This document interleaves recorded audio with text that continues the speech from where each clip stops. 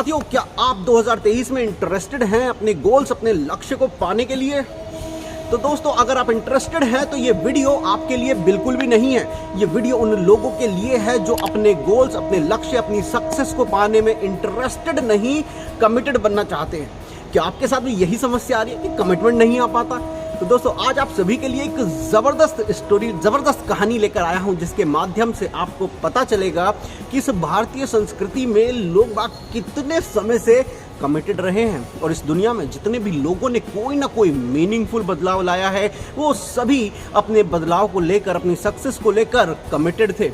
तो दोस्तों, कहानी शुरू होती है राजा इंद्रद्युम्न देव से। जी हाँ, राजा इंद्रद्युम्न देव जो कि मालवा के शासक हैं, उनको एक बार रात को सपने में भगवान विष्णु दर्शन देते हैं और कहते हैं कि नीलांचल पर्वत पर नील माधव के नाम से मेरी पूजा होती है। एक मेरी मूर्ति है जिसका नाम है नील माधव। उस मूर्ति को तुम अगर लाकर अपने यहाँ स्थापित कर लो, मेरा बड़ा सा मंदिर बनाओ और वहाँ तुम ये मूर्ति स्थापित कर दो, तो मैं यहाँ पर आपके पास रहने लगूंगा।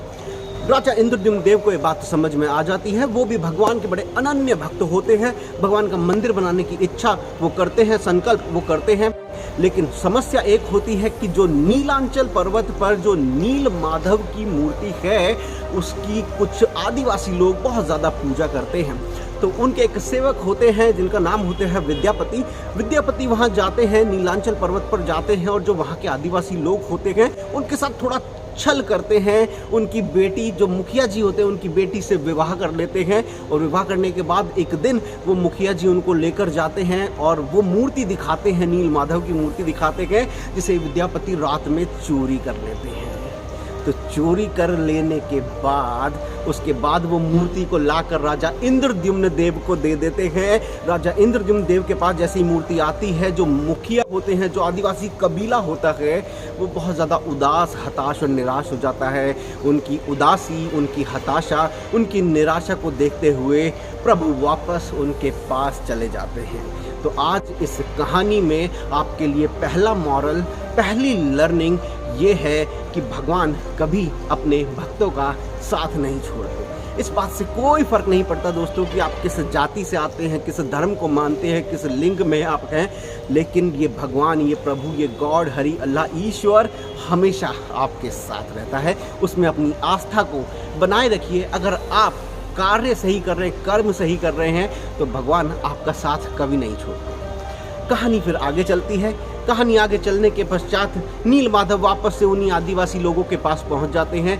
तो राजा इंद्रद्युम्न देव ने क्योंकि निश्चय किया था कि मुझे मंदिर बनवाना है, एक और संकल्प देखिए कि जो एक बार लक्ष्य साध लिया, इंद्रद्युम्न देव ने कह दिया कि मुझे मंदिर बनवाना है, तो उन्होंने प्रभु का मंदिर वहाँ तैयार कराया। जैसे ही मंदिर तैयार हुआ, उन्होंने भगवान विष्णु से प्रार्थना की कि प्रभु आइए, अपने मंदिर में बस जाइए।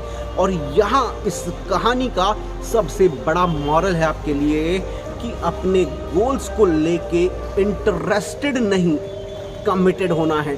भगवान ने कमिटमेंट दिया था कि अगर मंदिर बनवा दोगे तो मैं यहाँ स्थापित हो जाऊँगा। भगवान ने अपने कमिटमेंट को रखा, अपने कमिटमेंट पे वो पूर्ण रूप से अड़े रहे और उन्होंने कहा कि ठीक है, तुम समुद्र में जाओ और एक बड़ा सा लकड़ी का पत्थर है, वो तैर रहा है, उसे ले आओ और आकर मेरी मूर्ति बना लो। तो इसको कहते हैं कमिटमेंट की वैल्यू। क्या इतना कमिटमेंट आप में है? दो भक्त हैं, एक जैसे हैं, सेम प्रकाष्ठा पर हैं, सेम स्नेह करते हैं, सेम क्वालिटी है, दोनों को खुश रखना है, दूसरे भक्त को भी निराश नहीं किया। तो दोस्तों, इसी तरह से आपको भी अपनी फैमिली को, अपने घर परिवार को साथ लेकर चलना है, कमिटमेंट के साथ काम करना है। तो मंदिर में वो लकड़ी लेकर आते हैं। जैसे ही लकड़ी लेकर आते हैं दोस्तों, वो लकड़ी किसी से उठती नहीं है। तो राजा समझ जाते हैं कि इसको भगवान का कोई अनन्य भक्त ही उठा सकता है। तो पुराने लोग जो आपके साथ हों, उनको कभी मत छोड़िए। ये तीसरी शिक्षा है इस कहानी से। जो भी लोग आपके साथ विपरीत परिस्थितियों में हैं, जो आपके सगे संबंधी हैं, जो आपके अपने हैं, उन्हें कभी मत छोड़िए। राजा को याद आती है वापस उसी आदिवासी की, मुखिया जी को लाया जाता है। मुखिया मुखिया जी वो लकड़ी लेकर आते हैं और तत्पश्चात विश्वकर्मा जी जो कि इस दुनिया के सबसे बड़े कारीगर हैं, विश्वकर्मा जी आते हैं और कहते हैं कि मैं ये मूर्ति बना सकता हूँ, मैं इस लकड़ी के पत्थर से, इस लकड़ी से मैं मूर्ति बना सकता हूँ, मुझे 21 दिन का समय लगेगा। वो राजा इंद्रद्युम्न देव से ये शर्त रखते हैं कि 21 दिन का समय लगेगा, 21 दिन तक मुझे कोई भी परेशान ना करे। अब देखिए यहाँ एक और जबरदस्त लर्निंग आप सभी के लिए आने वाली है। 21 दिन का समय इन मांगते हैं विश्वकर्मा जी कमरे में बंद हो जाते हैं। 21 दिन का समय चल रहा होता है लेकिन अंदर से कोई आवाज़ नहीं आ रही, कोई कील हथौड़े आरी की आवाज़ नहीं आ रही। राजा को थोड़ा शक होता है कि क्या हो रहा है, तो दूसरे के कमिटमेंट पर शक किया। दूसरे के कमिटमेंट पर शक करने पर क्या हुआ, तो जैसे ही राजा इंद्रद्युम्न देव सोचते हैं कि कोई आवाज़ नहीं आ रही, वो गेट खोल देते हैं, क्योंकि विश्वकर्मा जी ने कहा था 21 दिन से पहले कोई डिस्टर्ब नहीं करेगा, कोई आएगा नहीं मेरे पास, मुझे मूर्ति बनाने देना। राजा इंद्रद्युम्न देव जैसे ही दरवाज़ा खोलते हैं वहाँ कुछ नहीं होता। वो लकड़ी का पत्थर 3 हिस्सों में बटा होता है, 3 मूर्तियाँ उससे बनी होती हैं, आधी अधूरी मूर्तियाँ होती हैं। एक मूर्ति होती है कृष्ण जी की, एक मूर्ति होती है बलराम जी की, एक मूर्ति होती है सुभद्रा जी की। जी हाँ, मैं बात कर रहा हूँ जगन्नाथपुरी जी की। यही मूर्ति बाद में स्थापित कर दी जाती है उस मंदिर के अंदर, जिसको आज ये पूरा संसार जगन्नाथपुरी जी के नाम से जानता है। जगन्नाथपुरी को हम इस धरती का बैकुंठ भी कहते हैं।